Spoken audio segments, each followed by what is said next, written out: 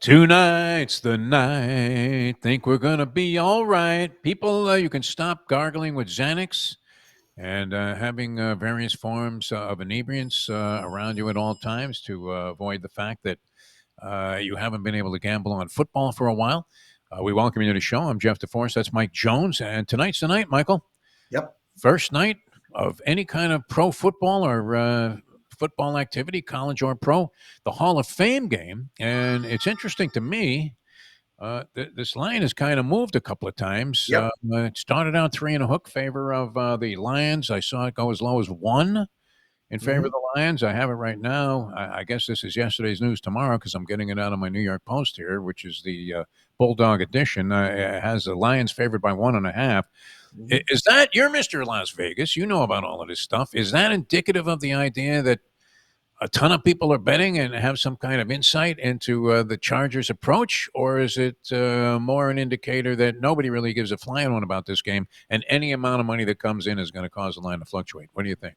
My thought process would be is it's a handle on the major operators like ESPN Bet was showing -2 this morning. I think you get a different read on FanDuel, DraftKings, all that. I think Las Vegas, it's sharp money.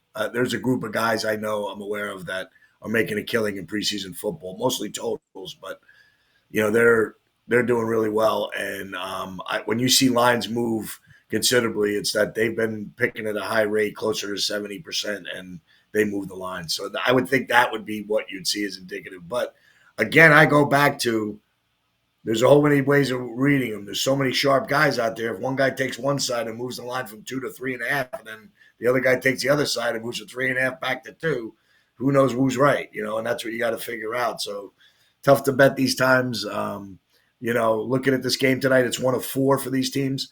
Both these teams are going to play 4 preseason games, unlike the rest of the league who play 3. I would think that looking at this really quick, you won't see Goff or Herbert in this game. I would think that the offensive line play will be a priority for both teams. I think Ragnow, the center's got retired. I think there's a couple pieces coming in with Detroit that they're going to have to find. So maybe you get a series of 2 of their starting group together. But I know Jim Harbaugh and the way he wants to play, and he's building. I don't think you'll see Rashawn Slater because they just paid him, but he's moving some pieces around for his offensive line. So I think you'll see a little bit of running tonight. Maybe a shot, a time or 2 of Hampton, maybe a couple times with the ball, and then shut it down and see what happens. If you're going to bet over, you're going to need a turnover for a touchdown, probably. It's funny. I mean, you're talking about a bunch of guys that are hitting the side at 70%. I would think that that's total arbitrary selection. Mm-hmm. And yet the unders were the big story last year. I don't know if that was the case the previous preseason, but under players, and especially since they've toned down the physical activity, unless you're on the New York Jets roster, they've toned down the physical activity at practices by mandate of the collective bargaining agreement. I remember being out at Dolphins training camp. We covered the Dolphins for so many years here in South Florida, and we'd always be at the opening day and often was associated with the flagship station, I would say, throughout most of my 40 years on the radio. Was at the flagship station of the Dolphins. So we were frequently out at these practices, especially early in the morning. Yeah. And I noticed over the years, I mean, in the last couple of years, which goes back a few now, they were doing arts and crafts at 10 o'clock instead of, this physical hitting. Jimmy Johnson used to have the Oklahoma drill, and he prided himself on bringing the media out there. Look at this. We're going to be tough as nails. And then Dan Campbell was briefly an interim coach with the Dolphins, and he resurrected a lot of these Marquis de Sade type of exercises to get his players in shape. I just can't imagine that they're devoting a lot of emphasis to being real physical, especially in this particular game. So you would think maybe that would benefit the offenses, but the unders were the rage last year, and look, you know this better than anybody. The bookies are inclined to adjust. So but going to your point about the hitting. One of the things as a football purist is I got my job as an equipment manager with the Giants on the basis of the possibility of Parcells going to 3-a-days in 1984. He had a real rough year, and they needed an assistant. They needed a full-time assistant equipment manager to do the laundry, the football stuff. I got lucky and got the job. And we did two-a-days all the time in preseason. And I mean, in camp. And camp was 6 weeks, 7 weeks. We went in July 6th. The first preseason game was August 12th. Right. So we had all this time. So we were in camp for almost 2 months. So, and there's hitting every day. So I think what happens now is you look at the tackling. To me, the number one non-stat there is missed tackles in open space. If you have a guy throwing the ball on the outside to Saquon Barkley and he's touching him at the 10-yard mark, and Barkley breaks a tackle, gets out of bounds, and creates a 2nd and 10 if the guy makes a tackle, or a 3rd and 10 to a 3rd and 2, the mathematical odds change in odds. And I think so. One of the stats that I look at and I watch is give me the team that tackles really well. The 49ers were a great tackling team on their runs. Kansas City, a fantastic tackling team. Philly, a good tackling team. But watch these teams and see what they emphasize. And if you can see teams that aren't missing tackles, get on them, because I think those are the things. That's the one characteristic that is not accounted for, is missed tackles in space. And I think they should have it. I think a missed tackle in space is almost like an interception. I mean, not as big, but it should be a point of emphasis. That if you miss 4 or 5 tackles, you're going to give up first downs and give up time on the field. Your defense gets on the field, it's dejecting. You're going to give up points. That's the way I look at it. And I've been on this with coaches for about 5 years now, that I totally stress the idea of tackling in space. It's probably a number worth examining, because if you go back and look at, and we're always talking about the Hurricanes, Miami Hurricanes football team opens up against Notre Dame. And then they have a fairly heavy schedule early on. They play the Gators on like September 20th, big rivalry game. But under Cristobal, and we say they have to overcome the Cristobal factor because of his apparent dementia when it comes to strategies in ball games. But beyond that, they were an extremely poor tackling team. Yeah. And so I would imagine it's worth looking into. Yeah. These kind of somebody's using a quantifier there and putting out a number on that with all the internet activity there is. And if you could find that information out, it probably is a good thing to incorporate into your handicapping. All right. So with that being said, Mike Jones, and we can't possibly, and I've been getting buried this week, never mind a bookie. They are throwing sand on my grave. I agreed with you on those 2 baseball games, and both of them were losses. Yep. We gave out a loser in the second game of the doubleheader between the Orioles and the Blue Jays. Blue Jays red hot, Orioles in the tank. They pound the Blue Jays like 16-4 in the first game. You're thinking, okay, it's almost an automatic that the Jays will win the second game, which was the one I gave out. Of course, they lose 3-2. So it hasn't been going well for me. But we can't skip having an opinion on this game. I'm going to put you on the spot here. Will you lay or take the 1.5 in this Hall of Fame game? And are you taking a shot with the over? I am taking a shot with the over. I just think take a chance. 32 is just such a low number. Would not be surprised if I lost the bet, but if I'm betting it, I'm going against the norm and seeing everybody saying what you're saying. The unders, that's preseason. They've adjusted. The line's 32.5. I think it should be probably around 35. So I think probably the value is probably an over bet. I might look to watch and see what teams are doing, who they're playing, maybe adjust to his halftime bet or not. But, my baseball yesterday was okay until the Dodgers did me in with Ohtani, who ended up cramping up, hitting 2 batters, and then ended up giving up a tie in the front 5 innings. The Mets looked like a buddy of mine called me up and said the Mets were going to struggle in San Diego after coming off a 7-game win streak. They did. I thought Arizona making these deals today would struggle against Detroit. I got lucky there. Tonight, I'm going to look at the same thing. I'm going to turn to baseball and say that look at the Reds making a deal for a third baseman, getting Littell a starter from Tampa, and Acuna's not as on the DL. The Braves look like could be sellers today. All that expectation for the Braves to compete for the division title, they look like they're out of it. When Acuna's not in the lineup, the Braves don't produce. Abbott's been fantastic. I'm going to lay the 160 today. Ooh. Wow. And go with Cincinnati, and and the fact that they're uplifting, a big win over the Dodgers last night. They avoid the sweep and carry that momentum into today and take the Reds. That would be my one play today on a very light slate. Reds are at home and laying 160 to win 100, which reminds me of that line you would see when they would put a little tagline as they were handicapping horses, and would say must carry the weight of the grandstand. In the handicap races, because laying 160 is a big price, and you inclined. I mean, Monday, as recently as Monday, you're giving out a 4-dog night, and so Yeah, and then you went 1-3, and then you come back, and then Tuesday you hear a stat that the dogs are plus 30 units since the All Star break. You bet the slate of dogs. yeah, So my buddy tells me as soon as you hear that, you better take the favorites. And sure enough, Tuesday they go 12-4. Chuck City. Yesterday was a good day for the dogs. They had a couple surprises. The White Sox were on a pitching change to get a nice win and put a total over. But when I woke up yesterday morning, you looked at these games and I said, why is the total 10 with Kramer and Barrios? And you went over to 10. And, my buddy and I are talking about reading lines and seeing different things. And the line drops to 9.5. I put on VSiN, and this guy who's a baseball genius is on the under in the Blue Jays. And sometimes when you listen to these guys all the time and use their stat logic, it doesn't always pan out. But he had a good play on the Rockies later. But he liked the Phillies in the game against the White Sox, and that didn't pan out. So you got to watch the teams that are struggling now. The numbers get inflated. Teams you think they're going for the playoffs. A wild game that we talk about. I sent you a text last night. Sure enough, does it again. The Yankees, I got under 9. Right. In the game, and sure enough, it's 1-0. I get the game from Anita Marks, who gives out the over on ESPN. She gives out over 9. ESPN showing 8.5.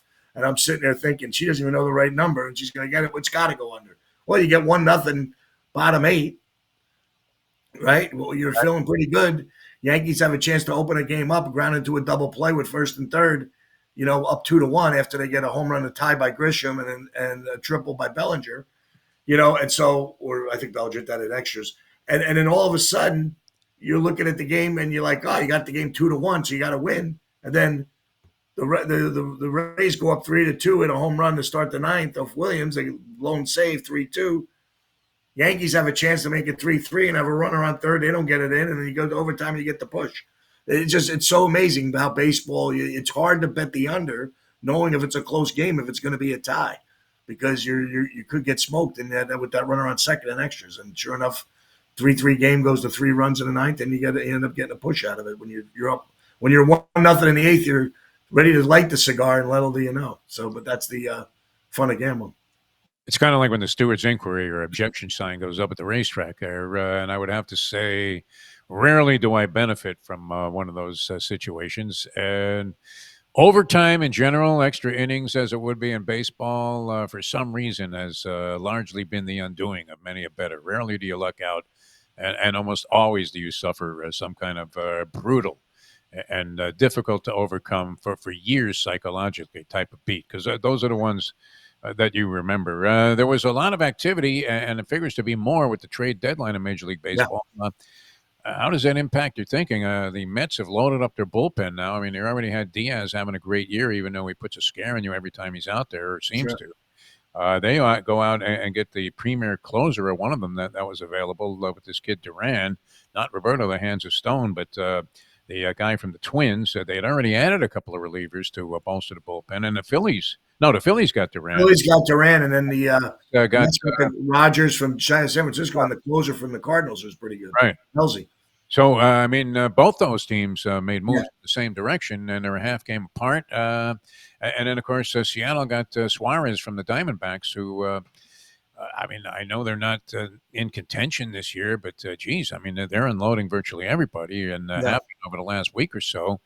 We're still anticipating more moves today. In what way does this impact your thinking? I guess we already know certain conditions have been met, but there may be more big moves swinging things today. Yeah, you just think with the sensitivity of today's athlete, and looking at social media day in and day out, is when you're looking at gambling, you look at where's the player's mindset, and if I'm Arizona right now, you got to think, the 2 years removed off a World Series appearance, I believe, right? I think they have a good team. They got Corbin Burns. It's not like they weren't trying to build their team. I love Carroll. And then all of a sudden they're around 500 and they're probably 6-7 games out, and all of a sudden they become sellers. So what does it say in your locker room? Well, it says you get swept by Detroit, who was playing terrible baseball, 1-12 in their last. I think they lost 11 out of 12, but going to that series.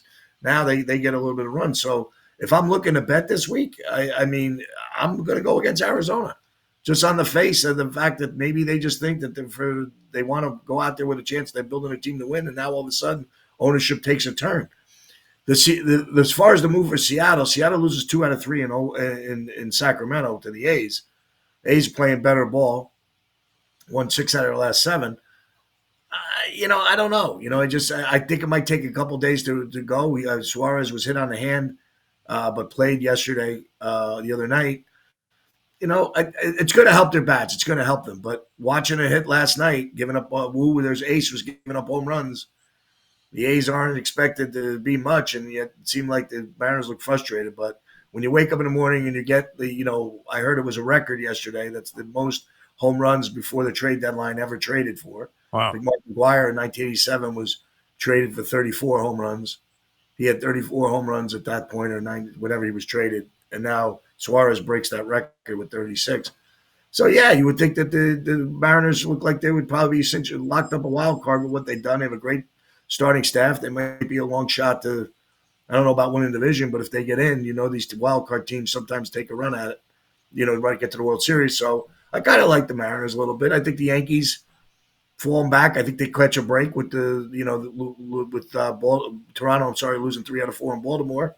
They get a big win last night, so they're closing the gap a little bit. Big game today with the Rays and the Yankees to get to win 3 out of 4 for the Yankees if they win that game at 1 o'clock today. So a lot happening. The wild cards open up. I think the Mets and the Phillies are figuring it the same way. Go get some pitching. The Mets pen has been okay, not great. Phillies was struggling. They lost their closer a little earlier, so they go out and repair that part. I like Phillies lineup top to bottom. The Mets, they're there a little bit, getting a little help on this road trip from the bottom of the order. Didn't have Soto for 2 days after he fouled the ball off his foot. Yeah. We'll see what happens. But they got the Giants who are struggling. Just is this the get right trip? Coming off a long road trip, did the Giants go get right in New York after getting swept in San Francisco? Looks too easy to take the Mets. I might be leaning a little bit Giants, just trying to see what happens. But it should be a great little ending of the season. All right. And everybody, you can put away the Quaaludes, the Valium, whatever it is that you're using to relax. Football is on the horizon tonight. Mike Jones going with the over in this game, defying the trend of last year where everybody was cashing tickets right and left to the point where I literally got hammered like it was the clubbing of seals over the head. I was being hit by the viewers out there, and it said I was nuts for recommending that you stay away from the preseason. I still feel that way about the side in any of these games. I don't know how you can determine who's going to win them, and unless you have some kind of backup quarterback battle that is at a high level, and maybe you're watching the Browns trying to get a look at who's going to be their quarterback. So you have a pathetic team that goes out and approaches the preseason differently. But good luck with all of that. Michael, always a pleasure having you on the program. Good luck with your wagers. Mike Jones going with Cincinnati tonight, laying 160, and the over of 32 and a hook in the Hall of Fame game. And we got a little. Why not? Let's start it off with a bang. Yeah, dogs are barking. That's dogs are barking. I like it. All right, Michael. Always a pleasure, my friend. We'll catch you Monday, and then of course the Big Gunner podcast comes even more in sharp focus when you do that fine show on Tuesday here on NoFilter.net. For Mike Jones, I'm Jeff DeForest. Thanks so much for tuning in. Good luck, everybody, and you can get over to Shakes tonight. Watch a little football, even if you don't take part in the wagering aspect of it. At least you're pacified that it's right around the corner. Thanks so much for being with us. For Mike, I'm Jeff DeForest. We'll see you next time on the next edition of Bury Your Bookie.